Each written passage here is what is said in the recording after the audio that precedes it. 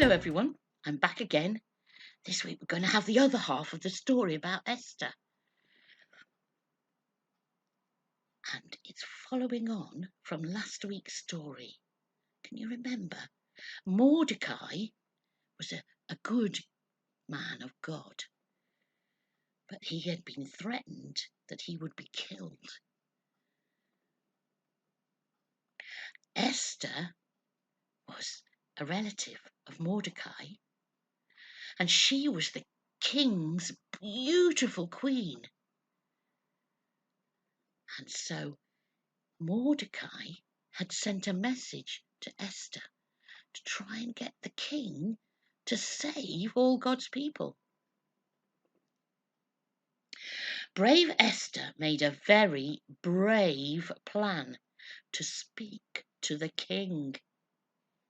It was all part of God's secret plan, and he was secretly working to keep his people safe.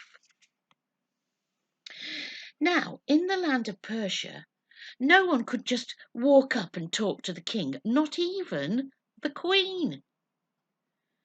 But brave Esther put on her royal robes and walked, trembling to see him. She knew it was a very dangerous thing to do. But the king looked at her and smiled.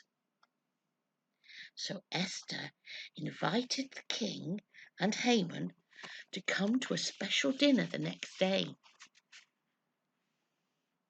That night, the king could not sleep, and he asked for his special book to be read to him. His servant told the story of how Mordecai had saved him from the wicked men and the wicked plan.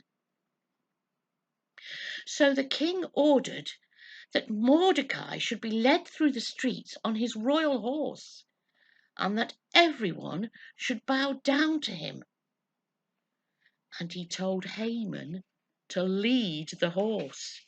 Haman hated Mordecai. Haman was the one who was plotting to get rid of Mordecai and all God's people.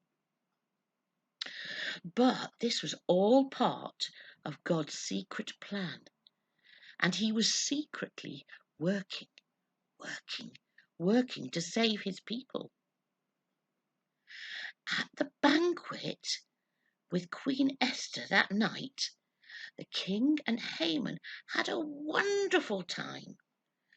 The king said to Esther, "Ask me anything, and I will give it to you." Esther said, "Someone has ordered that I and all my people should be killed. Please save us." The king was angry. "Who did this?" Esther said, "It's Haman." Haman was taken away, and Mordecai was made the king's special helper. God's people were saved, and they had a huge party to celebrate. I should think they did. This was God's secret plan. He had been secretly working to rescue his people. So what does that story tell us? God's plans always come true, even when we can't see how, and even when things seem to be going wrong. God is always working to rescue his people so that they can celebrate with him forever. I hope you enjoyed that story.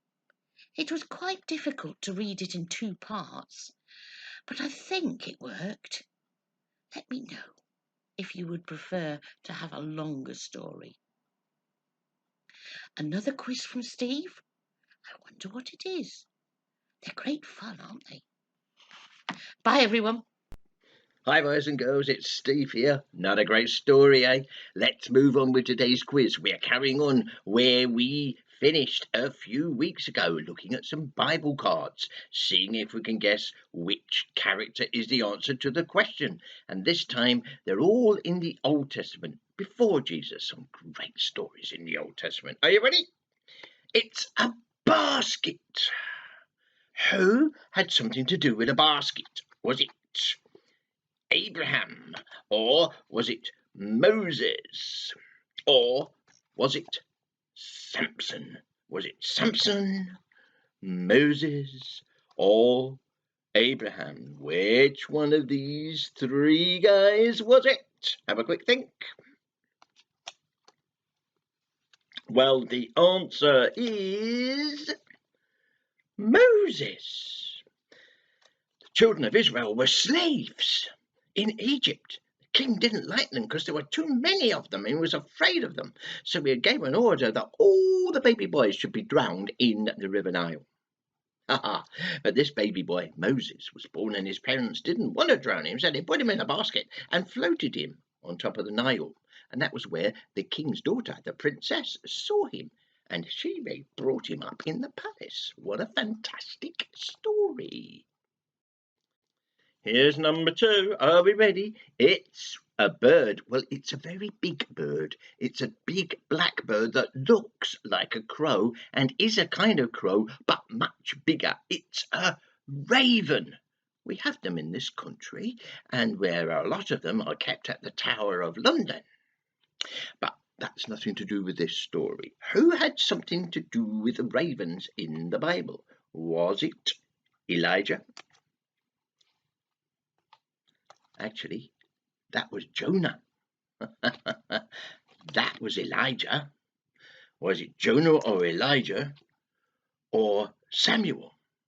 Was it Samuel or Jonah or Elijah? Which one of those three? I got mixed up, so I wouldn't be surprised if you get mixed up too. Have a quick think.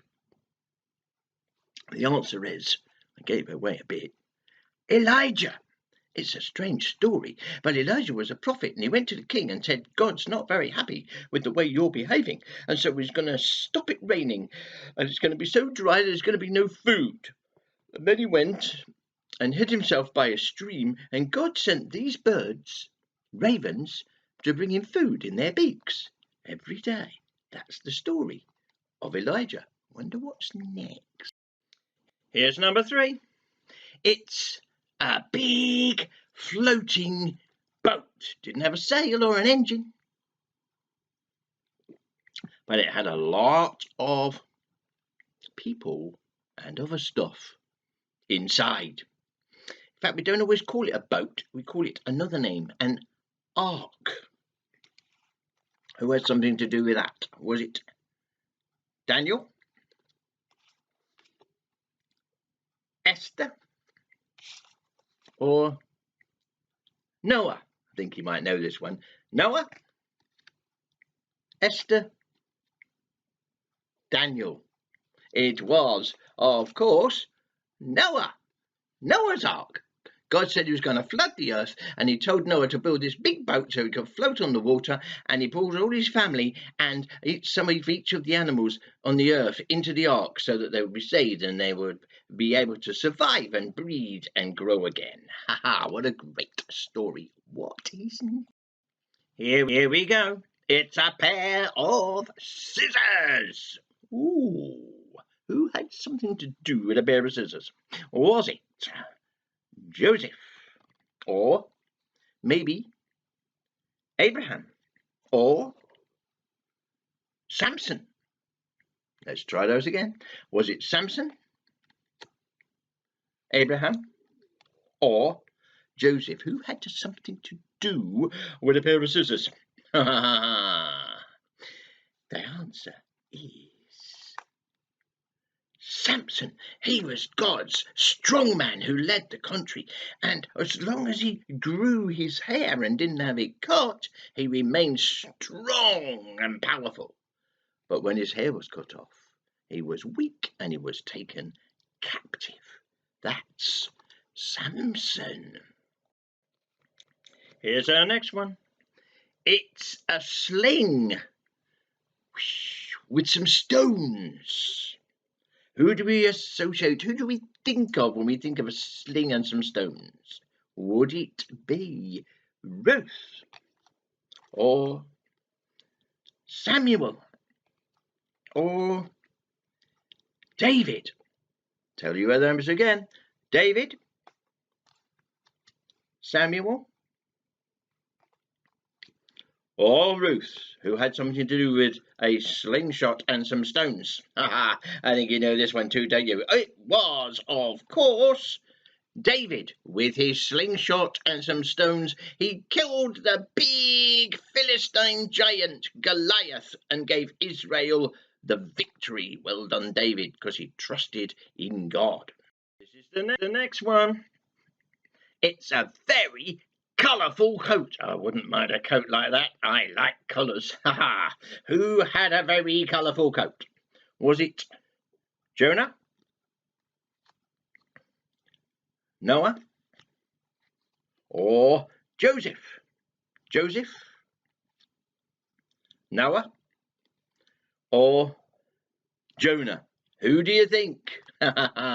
You might know this one as well. It was, of course, Joseph. His dad, Jacob, he sort of thought it was his favourite, really, and he gave him this very special, colourful coat. Got him in a lot of trouble with his brothers, who were very jealous. But that's another story for another time. I wonder what's next. Here we go again.